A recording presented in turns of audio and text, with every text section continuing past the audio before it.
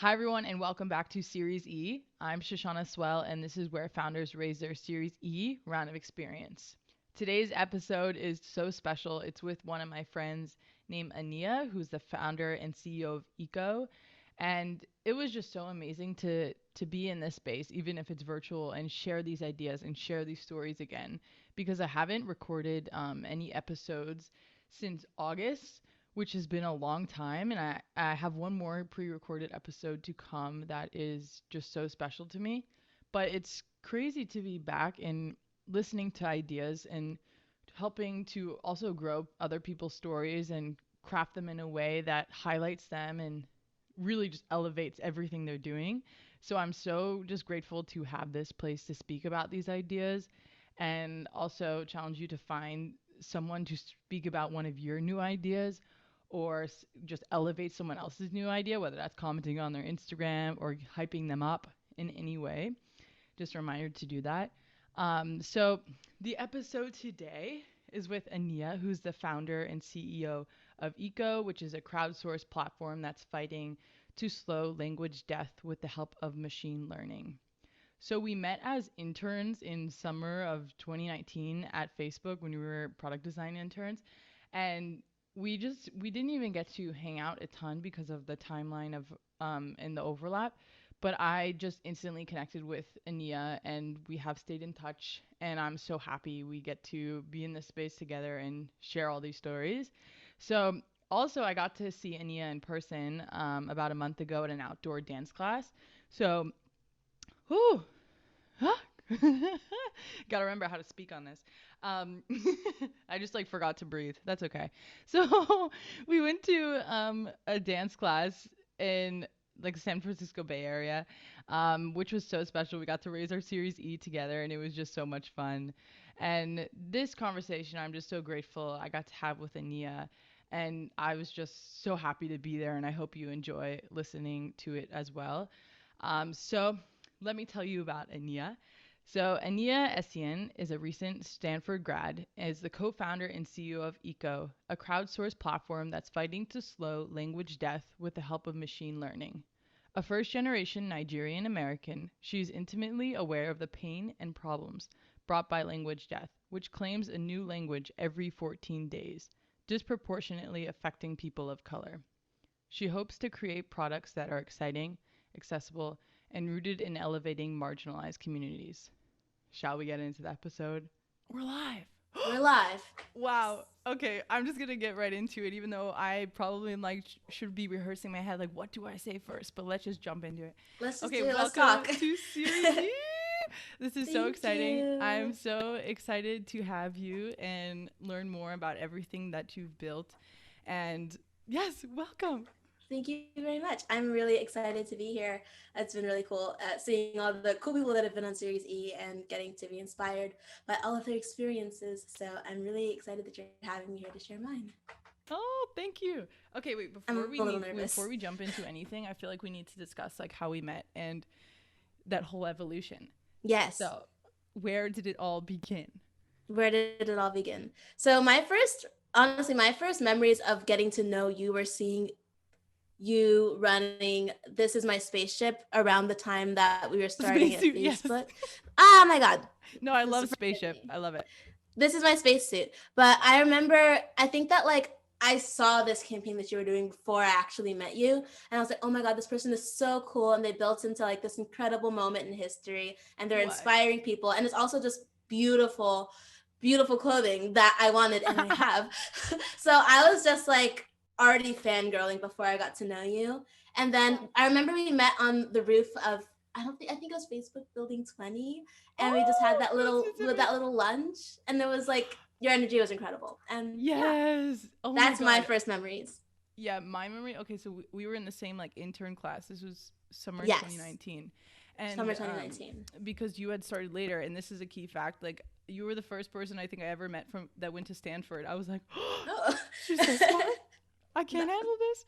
So I was like, wow. And then you had started, I think a month later or something in the second class. Yeah, I was I think I was in my like own class with like 2 people because I was just coming off of studying in South Africa. So I arrived a little late. Where were you? Yeah. I was in Cape Town. Wait, did we talk about this? Because I was in Cape Town. And the episode Wait, before this is about a founder in Cape Town. oh my gosh, Us? wait, that's so cool. Wait, Okay, have I'm we gonna have talked to go about back. When were you in Cape Town? it? Summer Oh, we 2018. talked about this very We briefly. had to Okay, have.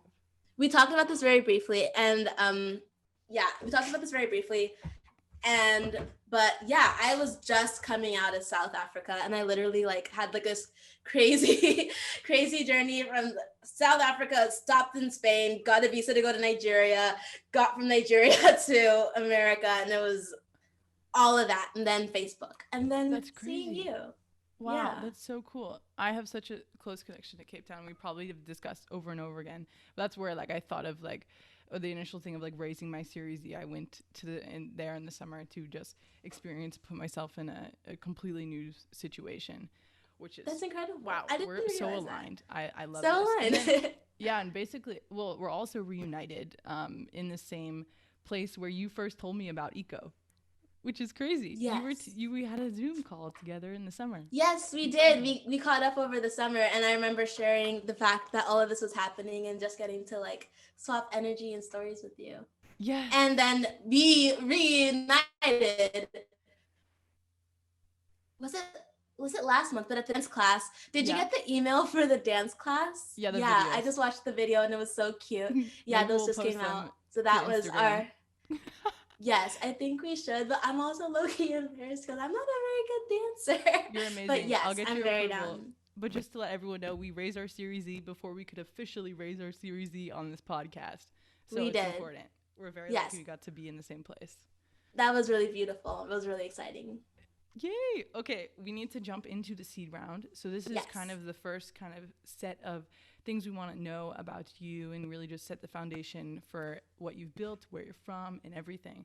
So, and your idea is very tied, and what you build is very tied to where you're from. So I'd love to know kind of about where you're from and how that started your initial idea for eco. Absolutely. So I guess a little bit about me. I am a first generation Nigerian American. I am from a state in Nigeria called Akwa Ibom State, and I am from the village of Uyo, although it's now a township, not a village. But my native language is Ibibio, and I think that, well, starting a little bit earlier, my parents immigrated to the United States from Nigeria right before I was born. So it's kind of been a really interesting upbringing, kind of playing around with both cultures, Nigerian and American. But one of the things that I've always really wanted to reconnect to that's been a struggle has been language. I Mm. think that it's a struggle that's pretty common for a lot of people who immigrate to the United States, but trying to figure out what's the right balance of home and the new world, and how do I help my kids to do best in this new country. So with that, my parents were pretty busy. They were balancing a lot of things, and I didn't Wow. learn my native language. That was also for the sake of helping me to have an easier upbringing in America. But as we kind of got a little bit older, we started to really, all of us started to understand like the value of language and culture and holding on to that piece of yourself, even in this American context. So my childhood was was a really interesting mix of cultures, but also one thing that I always remember was having notebooks upon notebooks of words and translations and sentences in Ibibio, and my parents trying to like revamp this part of our culture within me and Wow. my brother. But it was always really hard. Never really stuck. We got a couple phrases here and there, but one of the things that was the most challenging was not really having the network to participate in community with. So like Mm. couldn't really talk to your friends. Our only real connect was our family. And then on top of that, there was just not any resources for us to like interact with to bolster our skills. Um, so you couldn't really just like look up how to say this or how to say that or how to teach yourself the language. So that was kind of, it's been a lifelong struggle trying to get back to home, trying to get back to language and culture. When COVID hit, I had to leave Stanford University a little bit early to finish my last quarter, but I was also doing my product design capstone. And at first, I was working in plastic elimination, single-use plastic elimination. But while I was at home, I was living with both of my grandmas. One of them doesn't speak English, and we had like this like really intimate moment where she was like, "Kori Bibio," basically trying to tell me, learn a Bibio. I want to be able to like speak to you. I want to be able to connect to you, and Oh that's kind of wow. always been like this like life journey trying to embrace that I've been going through. But when I was home, I was like, you know what? Like, this is the time. The world is crazy. When am I ever Mm-hmm. going to learn this? How am I ever going to connect? I can't just keep pushing this down the line. Not that I wanted to, but just I need to change something about the way that I'm learning because these notebooks of words here and there isn't working. So that's kind of like the origin story of why language and culture has been so important to me and how I got to the realization that this is what I wanted to work on. Um, March is when I kind of started thinking, okay, if I want to learn this language, how do I actually make it happen? How do I take it from just a dream and like a hope and like an intention to like a real thing? And I realized I couldn't learn the language because I am now thinking in a structured way. Basically, for language and language learning and language acquisition, there's a natural learning process beneath the age of like 0 to 6 where language comes naturally. You just pick it up, you hear it, and it just integrates with you. And I believe it's by age 12 that you can no longer create new sounds. So Wow. as you kind of also come into like formal education, your mind kind of needs to have a little bit more system in order to comprehend language. You relate what you know to like, or what you're learning to what you know. So, in order to learn the language, I needed to actually have like a formal way of learning, and that just doesn't Mm. exist for Babio and doesn't exist for a lot of uncommon languages. So, step one was need to have stuff to put into it. With Yeah. a lot of these uncommon languages, there's also a lack of documentation. Um, Sometimes it's because you come from rich oral histories. Sometimes it's just because people didn't have the chance to. Sometimes factors like colonialization and westernization deprioritize the preservation of our languages and our cultures. Mm. So needed to face two pieces of a problem. Number one was I don't know how to learn a language without having a structure. Number two was just I don't have anywhere to begin. There's no content for me to even begin to like build out a structure with. So that's kind of how the idea of eco came into play, realizing that part of why it's hard to do all the documentation nowadays is just that it's expensive. It's Mm-hmm. expensive to have a team that goes to a country and spends forever trying to document the language, integrate, and find all the little pieces of the language, put it together, build a lexicon. It takes years. It's Wow. really complicated work. I realized maybe this is a chance to actually apply machine learning and AI, all the little fun stuff that you kind of get exposed to at Silicon Valley and in Yeah. Stanford to try and apply these skills to a problem that's really dear to heart. So Wow. that's the long story of how we got to the idea of using machine learning to preserve uncommon languages. That's amazing. And it's so cool to also hear about how like this is something that you've been thinking about your whole life. This balance also between culture and language, and how eventually there was this one point where like you felt this calling, like I need to create this and I need to do it now. And I think that's very special, and it's so impactful to have that moment because it brings so much momentum into what you're creating. So I just like Thank I'm you. learning this. Yeah. We're gonna dive deep into like what the machine learning aspect is, how eco works soon. We're just kind of Yes. learning more about your story and everything to begin with. But I'm just so excited to learn more, and it's such a special story and special product that I'm just the biggest fan of. And I can't wait for Thank it to you. officially launch and everything. Thank So you. just know. But Thank when you. I first met you, you were also talking about Stanford, and I was asking you about kind of like what the entrepreneurship scene is, what's it like there, and you like use some phrase that like everyone's walking around with like what is it the ducks? This is gonna be so wrong. The Oh, the ducks duck underwater. syndrome. The duck syndrome, yeah. So like it's What is kind it? of a duck syndrome. So basically duck syndrome is like this like thing that like I think exists in a lot of places, but like it's specifically like a warning they give you about the culture where everything seems like it's like fine and like cool and smooth on the Mm, surface, but like secretly everyone's like paddling underground and trying to like or underwater and trying to figure out like how do I like seem calm, seem cool, but also like work really hard and like keep the world together and like everyone's just like has a lot on their shoulders basically. But gotcha. self-influenced, but Yeah. kind of yeah, everyone's trying really hard to do really cool things all the time.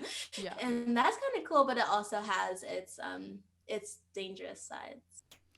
Yeah, so I remember like talking about this, and I just wanted to know like whether like kind of more about your story and learning about entrepreneurship, and when you kind of thought this might apply to you, or any like kind of stories from your childhood that led to you founding your own company, because I think everyone has such a just unique story, and especially when you were at Stanford, and there's so much like there's so many ducks around, chasing Yeah. new ideas. Yeah. I'm using this metaphor too much, and I really just didn't understand to begin with. We But yeah, love I'm ducks. curious your experience with entrepreneurship. Yeah.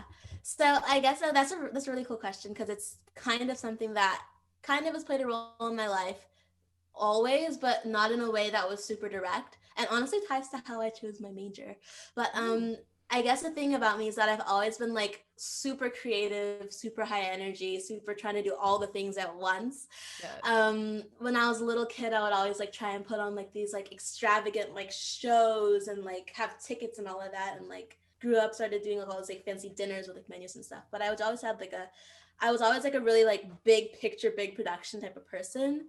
Wow. My first touch with entrepreneurship, though, although I didn't even do it as that, was when I was around the age of 12, and I had gotten crazy into baking. So I was Ooh. baking something every single day. I was making like cookies, cupcakes, creme brulee, scones, anything and everything. But it got to the extent that my family absolutely could not deal with the amount of baked goods that I was baking. And they were like, you can't do this. You need to, number one, clean up, but you number two need to figure out who's going to be eating your stuff. So I was like, but I'm just baking cookies. But they're like, no, this does not cut it. So I realized I just loved baking. So I started a little business that was called Sweet Sensations, where I would Oh, sell my little baked goods to the hospital. My dad worked at a hospital; he was a surgeon. I wow. would, but I would basically like come around and like sell my cookies and my cakes and my scones to the people that were in the hospital, and it really took off. People were really excited to have fresh baked goods, and I would come around with my dad and deliver them. And I think that Wow. one thing that was really cool about that experience was just like getting to see the way that like doing this thing with my hands could impact people and Mm. like forge like a relationship and like forge a memory in a way that was like really cool and really meaningful.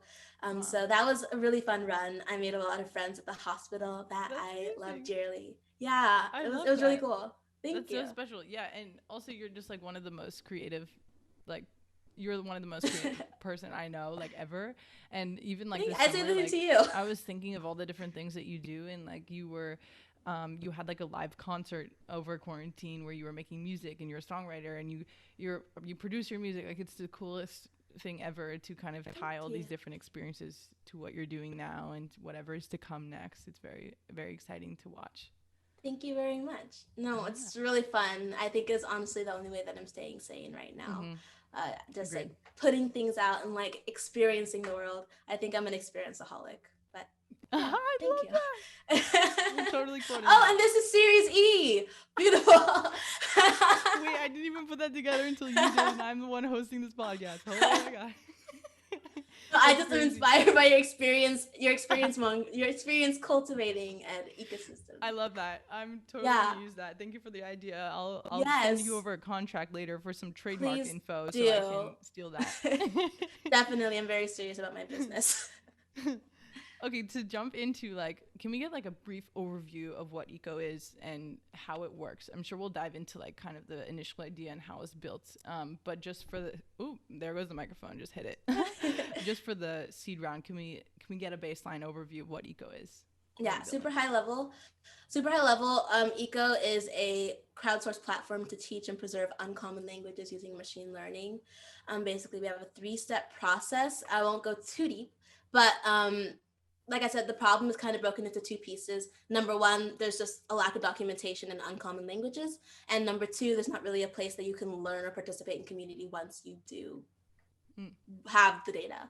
So with the three-piece process, we're gathering stories and documenting stories from people who speak uncommon languages, both in like English, but also in the uncommon language. And then we're going to be using these stories and the sentences and translations that they use within our app to kind of translate and like build out a documentation and a repository of information in the uncommon language and uncommon culture. wow. Once we have that translation, then we're going to use those translations to build out a lessons similar to most other learning language like Duolingo, etc. But the difference that we're really trying to push into is that we want to have a culture-driven experience. Yes. The reason why we really prioritize this is that For speakers of uncommon languages, especially when there's not too many people speaking them, it's not just about learning the words, and it's not just about having like a new way of like communicating, but it's also about connecting to like yourself, connecting to your root, connecting to your family. It's about wanting to have a deeper connection to something that means something super personal to you, even if it's not your own Mm-hmm. culture and it's like just like one that you're interested in that's auxiliary. It's about connecting to that culture piece. So we realized that if we want to do service and justice to the people that use our app, we want it to be valuable from day one, then part of the experience that's valuable is really rooting it in having people connect to the culture and providing context. So Wow. lessons that are super culturally driven are kind of the cornerstone of our learning experience. And then on the contributor slash speaker slash teacher side, one thing that's really key for us is that people of these marginalized identities usually don't have the opportunity to be heard all the time and to influence their story and say their own story. And that's something that I've seen in history and I've learned about that makes me Mm-hmm. really upset. Just like not really having control over your narrative. This is kind of Wow. something that I kind of like really come to understand during high school.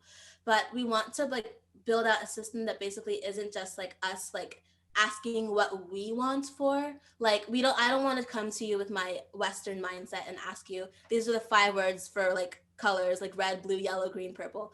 Like because when you do that, you don't get to understand the cultural context that it's coming from. And you also don't get to understand the things that you wouldn't know when you're not coming from your own cultural perspective. I guess what's an example that I can use to like really elucidate this? Okay. Yeah. So basically, I think it's an Inuit culture that there's like many. I think there's like 7 different words for snow, and each of these words for snow describes like a different type of snow, interaction with snow, texture of snow.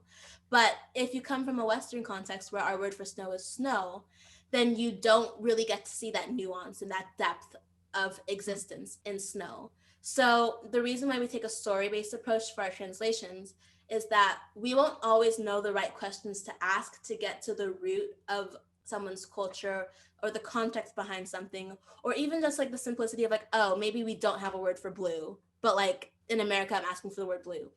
So like by using the stories, people are going to speak naturalistically rather than just directly translating, which means that we can pick up on pieces and words and contexts that we couldn't otherwise Wow. derive based on like our fixed mindset. Wow. But And yeah, what do you feel like is that's the two the pieces.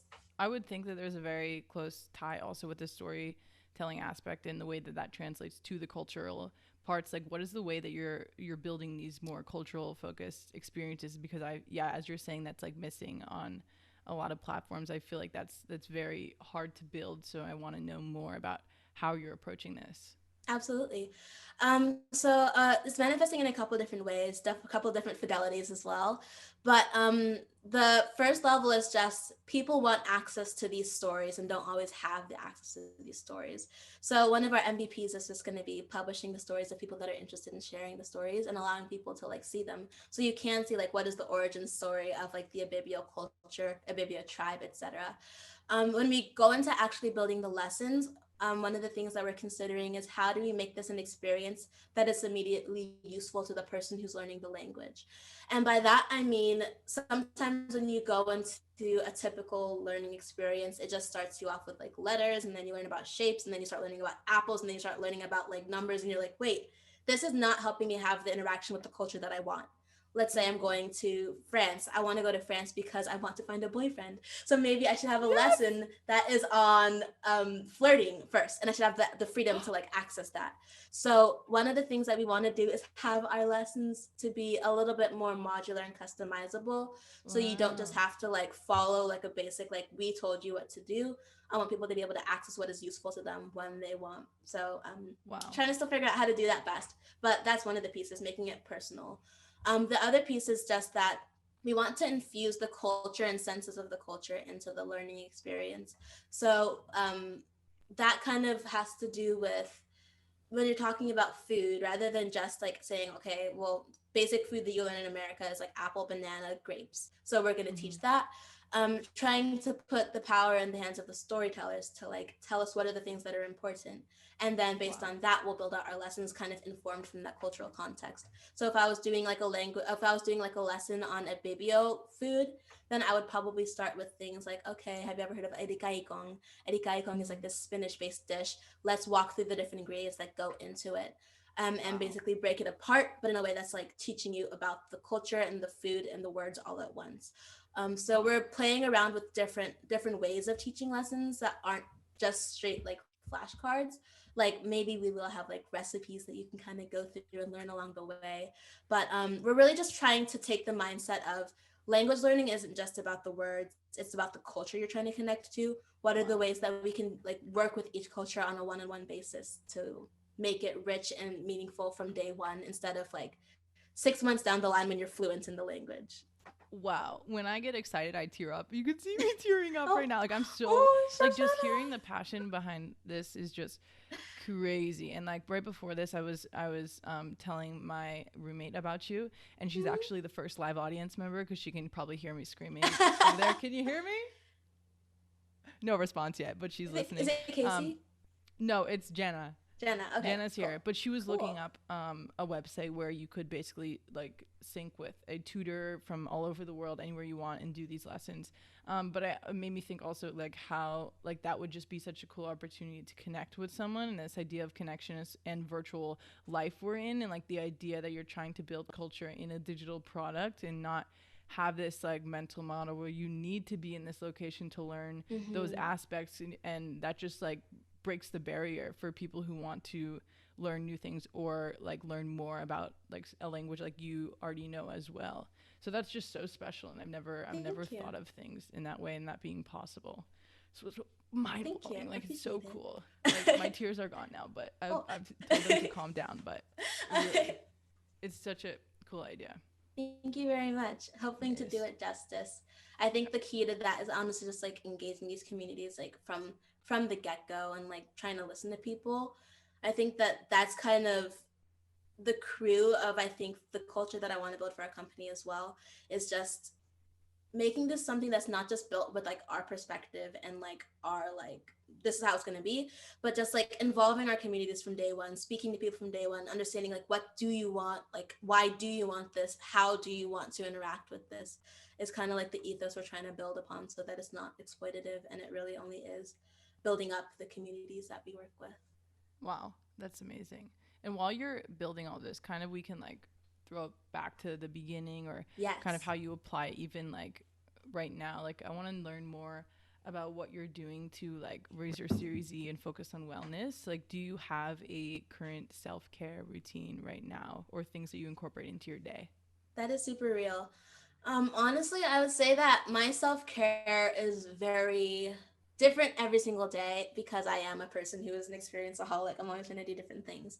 But I think that one thing that I've gotten really good at is understanding like what are the different levers that I need in my life to make me feel happy and Mm, understanding when I need to pull on them. So like one mm, thing that like no matter what I really need to engage with and is energizing and not tiring is like creativity and creation. So if I yeah. try to create something every single week and that's just kind of like a thing that's not even like I hold myself to it in the sense of like I need this to feel okay, Mm-hmm. but honestly it's not tiring even though it would kind of maybe sound tiring.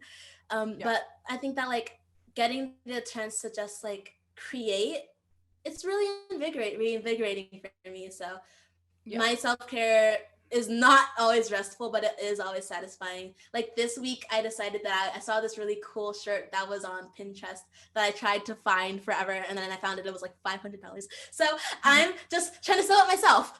And Yes. it's I'll show you pictures of it. It's actually in black and white, so it's very fitting with your aesthetic. But I'm trying to make it. I hope it turns out well. That's my creative endeavor for the week. I love Some that. weeks it's writing a song. Sometimes it's just painting. Usually never good if I'm painting, but like Wow. engaging with creative energy is kind of I think my self care. I also really like baths, but I love that answer so much, and I think Yeah, I think of both ways, and sometimes for me, I'm just working too much, and I think that mainly goes with like being on screens all the time. So I think Yeah. I notice that even more, where I'm like might be more exhausted the next day because I've been on a screen so much. But I think the idea of creative energy and nurturing that as part of self care is just so important. And I've got a lot of people are like, how do you create this much? How do you do this? Like, I have no idea. Do you rest? Do this? And I'm like, I spend so much time like focusing on experience and surrounding Mm-hmm. myself with new things and people, well, That's so people beautiful. in non-COVID times, but Yeah. virtually we're connecting. Yeah. But that's very great perspective to kind of look at things, and also I feel like it eliminates that pressure with like creating Mm-hmm. something that needs to be like a product or an end game at the Absolutely. end of that week. That is so real. And I think that that's the thing that I'm still kind of like working through. But You too. kind of getting back to the ethos of creation for yourself, not in a selfish way, but in Ooh. like, but just in a way of like, I'm creating because it gives me joy. And I'm not thinking about like, how do I monetize it or how many people are listening or how many people are liking it. When that stuff happens, it's cool. But like, Yeah. just like, my music is because I have these feelings and I want to put it out. So how do I like strip away the mindset that like it's a performance and keep it for Mm. me? And I think that like the times that I have noticed that these methods of self-care aren't super invigorating are when I've like gotten too much into the it needs to be good enough for it to put on Spotify so that people like it and then people will share it and then I'll make a lot of money. And like it gets like Yeah. really, really stressful and I'm like, it's not good enough. But one thing I've constantly been, I'm still working on it, but trying to remind myself is like, I create this music because I feel things. And Mm-hmm. my next step in my creative journey is sharing it. Mm-hmm. But I should share it authentically. And I should share it where it is and I should share it honestly. So if I Mm-hmm. don't sound like Celine Dion, I'm not Celine Dion. If the words aren't perfect, but they're my words, then I they're love my that. words and I hope that people will like them. But at the end of the day, if I like have to like fine tune it so much that I'm not speaking with my own voice, Yeah. then that's no longer self care. So I've really been working on just being like, this is my voice. This is Yeah. this is what I sound like. It might not be perfect, but this is my voice, and Wow. reminding myself that it's for me. Um, yeah. Wow. I'm the luckiest person to be witnessing and recording. Hopefully, it all works. This conversation, like, you need to write books about this Oh, because uh, this is such a. I'm serious. Like, this is such a great perspective, and I really have never heard it. Like, wow. really? Oh, I'm thank shook. you. Like, I don't even know what to ask Thank you. next. Well, I'm happy that Let me go to the I'm happy I can guidelines. share. I'm happy I can share it from my mind palace that I've been trying to build. I think that honestly, this COVID season has also been like a time of like intense, like sitting with myself and like thinking Uh about huh. these things a lot. So these Yeah. are all new thoughts to me too. But Yeah. I'm happy to be on this journey, and I'm happy that I get to like share it with you and talk with you and chat with you and like Oh. creatively inspire and grow with you. It's really exciting. Yeah, like tonight I'm not gonna be able to sleep. It's like 8:45, and after this, like anytime after I record, it could be like 4 p.m. and I'm just like so high off energy, and like it's gonna be a lot. But I'm very happy I get to chat and talk about this. The energy high is worth it. It's worth it. Yay! Yay! Oh, that's No sleep beautiful. is worth it. That's beautiful. I'm also Um, so excited that like this is energizing to you because yeah, it yeah, just kind of shows like your passion and your like your sincerity and like honesty in it. It's beautiful. oh, I'm so excited I get to be part of thank your you, journey. thank you. I wonder how many times we've both been like, I'm so excited. I'm so excited. It just feels so good. It feels so good to be talking and to be sharing ideas and transferring that energy. It's just great. It Love is. it. It really is. Okay, back to this Yes. self care that Yes. we've been talking about. I want to know when you were so this was in March when you kind of Mm-hmm. first began this idea for Eco. What was it like balancing this idea and building this with while you were in school or in the summer? Now you're in a new phase as well. Like, what has this balance been like for you, and how have you kind of handled it? Yeah. Loaded question. Honestly, that's a really good question, and I'm gonna take a second to even think back to where I was because I know it was a really emotional time. Yeah. Huh. So I think that honestly, I would also say that when I started working on eco, I think it has been one of the things that's kind of helped me to stay afloat in the midst Mm-hmm. of everything that's been in constant. I guess it started with just like moving home. That was kind of scary, but it ended up being really beautiful and a chance to connect with my family and my parents. But like I think that like it's kind of funny because eco's played a different role in my life in each of these stages of the pandemic. So it's really funny to keep fun to keep building on this. But like when I first got home, I was really really scared. I was scared of what's it like living with my family again, well, but also like what's it like balancing school, what's it like doing school in a home context, what's it like doing school during a pandemic. So there's just all of these questions that were rushing around, and I realized that it was going to be hard. It was going to be really hard. Um, Mm-hmm. but eco became this thing that I kind of built my quarter around because I guess I just really wanted to. I felt like I'd spent a lot of my Stanford time like running off on like small little tangents, but not really like feeding myself. And I wanted to like have my Stanford experience like at the end of it all, just feed myself. And that's why I ended up taking, I started doing this as like my PD capstone class, which was like a big chunk of my quarter. But then I also was taking an art class to like creatively engage. And then I took a machine learning class so I could learn more about like the work that I hope to do with eco. So at first it was kind of just like slow moving, like how do I make my school converge with my passions so that like I can like keep going and just like keep this one thing on my mind. And I was really deep into it. But as I was working on it and as it started becoming a real thing, it kind of became the way that I started connecting out in the midst of a world where connection was hard. So it started encouraging deeper conversations about culture and upbringing with my parents. I learned a lot about them I didn't even know from working on eco and having to ask the serious questions while working on this platform. It also became a way that I connected to the Abibio. There was a small Abibio community at Stanford. Well, not really a formal community, but just like there was like 4 or 5 of us, which is crazy because Wow. we're a pretty small tribe. But I connected with my members of the Vivio community and we started talking about this idea. Also, for context, Eco is not only for Abibio, it's for all global languages, but we are starting with Abibio, my home language, but we hope to be supporting a lot of uncommon languages. Basically, Eco became this thing that was like really exciting because I got to engage in exciting conversations with my Abibio friends at Stanford and just with people that were interested in languages at Stanford. And just, it became a way to like start connecting to new people. And I think I made a lot of friendships during that first phase of the pandemic. Then we came into, I think it was around May when the BLM, all of that started happening again. And I was in this really weird place of like, how do I support people and support the movement during this time? And I think that during that time, Eco was also supportive to me because it was kind of the way that I felt like I was able to give back to my community and also kind of like fight against some of these systemic wrongs that are perpetuating in a myriad of ways. Not to say that language death directly ties to police brutality, but I kind of viewed this in the context of the BLM movement and my personal journey with my Blackness as a way to kind of like take back something that has been taken from me. Being a little bit honest, just like colonialism has had a ravaging impact on places like Nigeria. We have to prioritize the English language and English culture, and it does a lot of erasure to our cultures and stuff.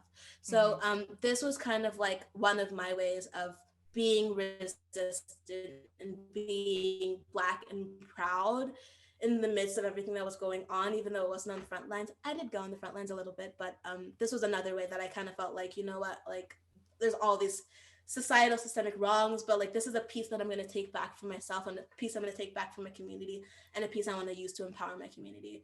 So that's how I stayed Before I need active, to tell you, well, just need graduated. to know that this Yes, is this your work absolutely. is 100% on Yes. the front lines. It's 100% on the front lines. So Thank you. whatever maybe you're thinking, it might not be directly related to language, but I think it's so directly related, and it's doing such impactful things. And it's great to just hear about this trajectory and that's the self-awareness that you have, and I want to let you continue sharing, but I just wanted to say that's on the front lines. I need to correct you because Thank you. Thank you. I really appreciate that. I think it's kind of like this also like I'm gonna switch tangents for a second, but mm-hmm. there's always this problem or this question of like, what am I working on and is it worth it and is it impactful? And I think that this is like one of those questions that always rings in my mind. Like, am I working on the right problem? So number one, your words really help to validate that feeling for me. But yeah, it's always a question. It's always a question when it comes to things like entrepreneurship and ingenuity. But yeah, this was really useful for me. I'm going through those experiences and feeling like I was participating in my communities and supporting my communities. Mid-pandemic, it was the thing that kept me afloat, kept me excited, kept me talking to people and connecting. Mm-hmm. I also grew a lot during the summer. And slowly we started to actually like build out a community. So I'm no longer alone in this venture. I have two engineers who are on my exec team, Abby and Danny, and Wow. they're incredible. Also have Iconic. a small, yeah, no, they're so cool. And it's so cool. It's kind of crazy seeing a team happen. And Mm-hmm. it's beautiful kind of getting to participate in everybody's journeys in eco. But built out the Eco Crew, who is our volunteer squadron that is rotating. So I could talk a bit more on that later, but basically, like people can work on a project by project basis in building out this system. We're community Wow. built, community supported. Wow. And then ecosystem, which is people that want to learn and speak languages, but have just basically been like building up like these different circles of support and mentors. And I think that this is one of the reasons that I've been able to feel so connected and happy and alive during the pandemic. So I'm always grateful That's for it, no matter where it lands. It's been amazing. incredible. And when you're bringing, I guess we can touch on that. Like when you're bringing in these new people and they're working on, you say from project to project basis. Like, what is it like building new features or new versions? Can you share with us like what's to come possibly soon Yeah, as far as features or what your biggest focus is? absolutely. Yeah, that's a really good question. Thank you for asking it. So right now we, as I mentioned, we have like a multi-step application, and we're also going with a multi-step build, just because our pieces in our system are highly contingent upon each other. So the first build that we've really been focused on over the past few months has been Eco, the features of stories. But basically, it's an application that people can share their stories and their and help work on translations in uncommon languages, starting with the BBL. We're building this out, number one, because we want to be able to, number one, we need data, we need stories, we need words. This is the documentation that hasn't happened yet, that needs to happen. So very soon we will be launching Eco Stories, and people will be able to submit their stories, their words, and their sentences to Eco. We're also trying to think about what are the best ways that we can help this to be an experience that's not just like throwing words and stories into like the deep, but how can we help the people that are sharing their stories to also connect with the community? So that's something that we've kind of been working on. Really important part of that is building out a community. We're trying to figure out what are the ways that we can like build natural communities around language learning. And we've been speaking to community leaders. We've been speaking to Akisan Youth Group. We've been speaking to different Instagram pages, but just trying to figure out like where are the people? How can we bring people to our ecosystem? Something that's really important is that in order to have the documentation to be sufficient to build out our translations, we need to have a critical mass of it. So our first Mm. efforts are going to be on building out a community that can kind of, I guess, interface with our application and kind of start sharing stories and getting us to the final end product. That is a very digestible and clear explanation to me, but I need Cool. to ask Oh, this big yes. question. I Yes. might work in tech, but I need to Yes. understand how machine learning works on your platform. Like, how would you describe it? How did you even, I literally don't even understand how it could create what you're trying to create because it seems so complex to me. So, is there any way that you could like outline how the machine Yeah. learning works and the basics for someone Okay. like me who works in tech? I'll try to. No, I feel it because honestly, like there's so many words in tech. There's like all the blockchains and the crypto, and there's a lot. There's a lot. I can't go too deep into it just because it Is is the kind secret of sauce?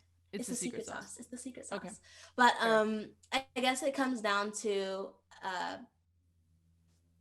I guess I think of it like a puzzle. So Mm. or like one of those mm, like a I'm trying to think what's like the right analogy.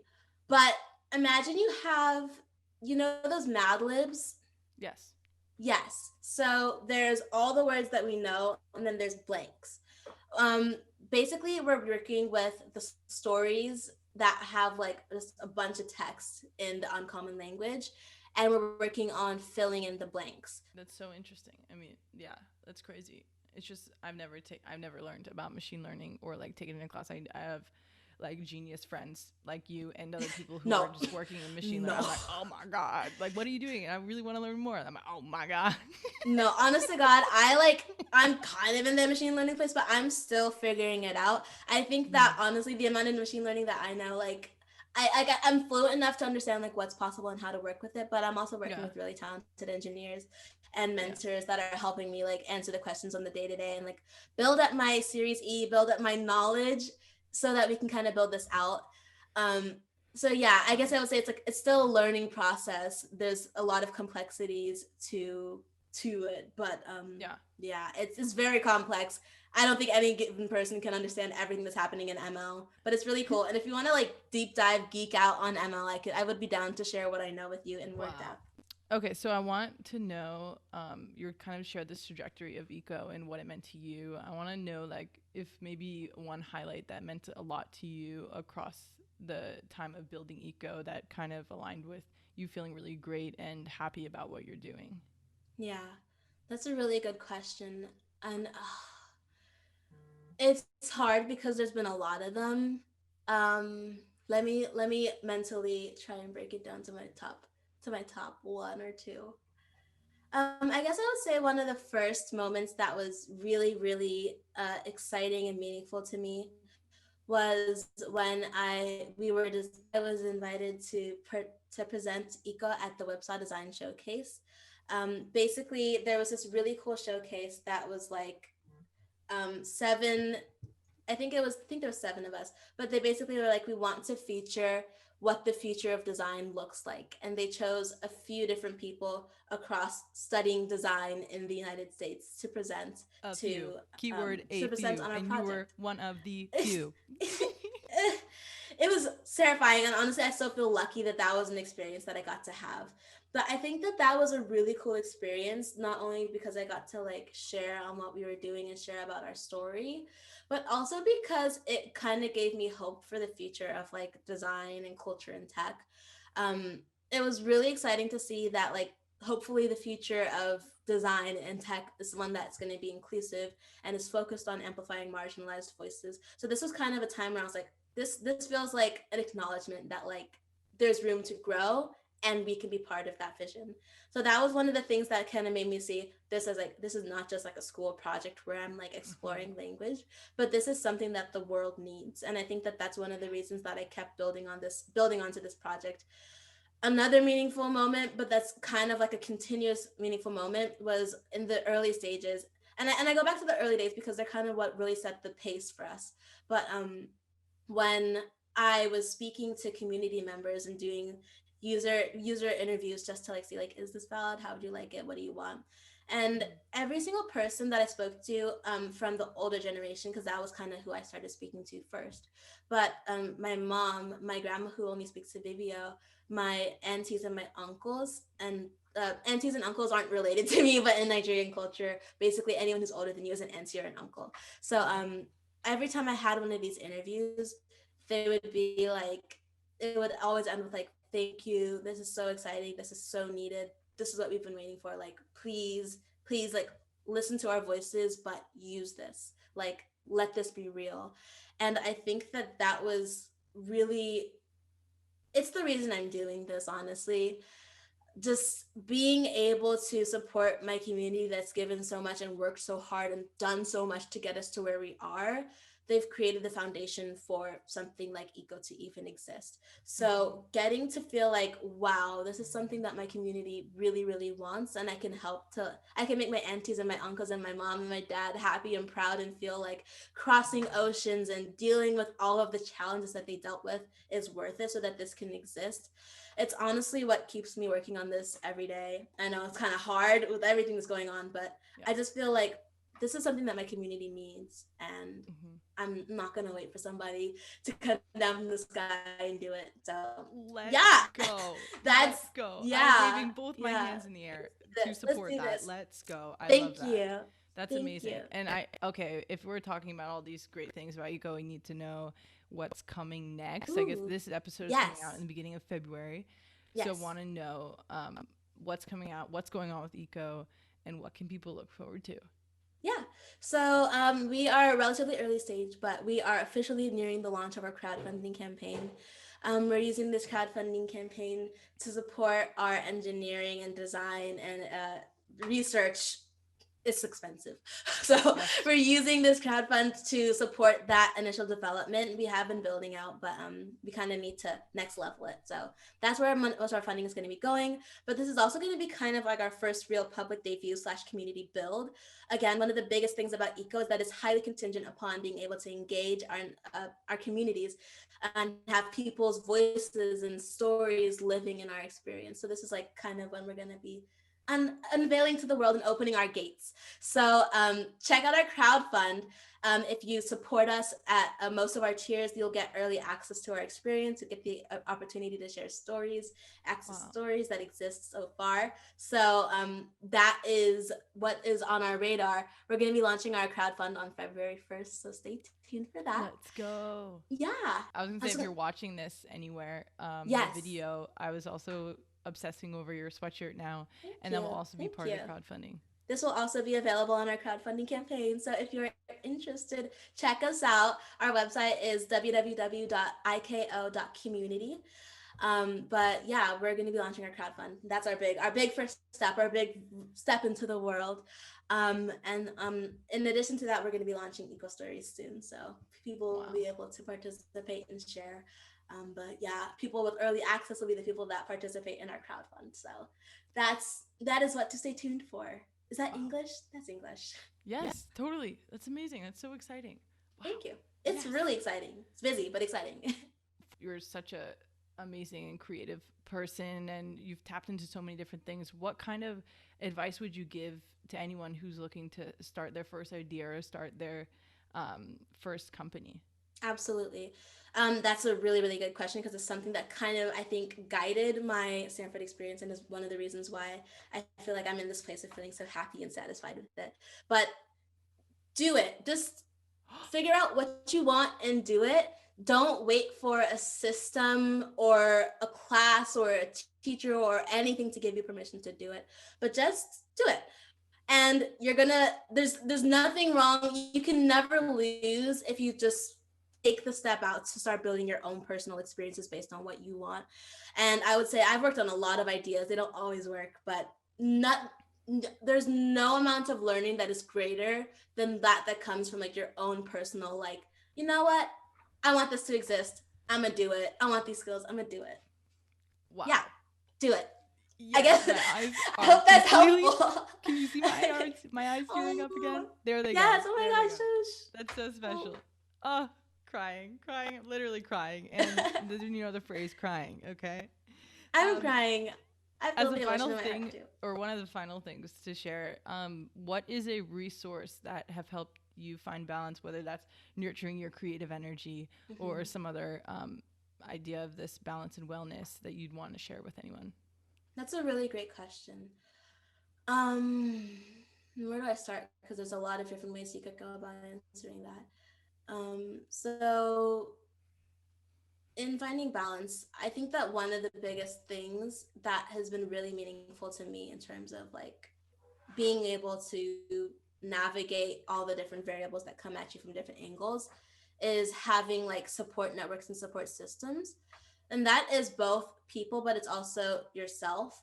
So for myself perspective, it has to do with like my daily or weekly like gratitude. What are the 3 things I'm grateful for today? What are the 3 things I'm looking forward to? And I always try to sync back to that. And I think that having that be built into my self-care and my weekly routine has been one of the reasons why I'm able to get a really good read. I'm like, oh, I am exhausted and I need to take a break. Calibrating my like, wow, I'm really excited about this, or hey, I'm spending most of my time next week doing like these 3 things, but it's not one of the things that I'm grateful for or excited for. Maybe I need to recalibrate. So just having like a mental check-in of like a, hey, what are the 3 things I'm grateful for and what are the 3 things I'm looking forward to helps me to get a really good eye on how I'm doing and what I want.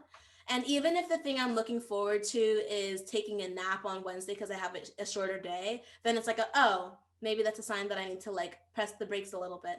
So that's my personal accountability. And then I guess my external accountability is just in like my people, making sure that I create space in my life for my people.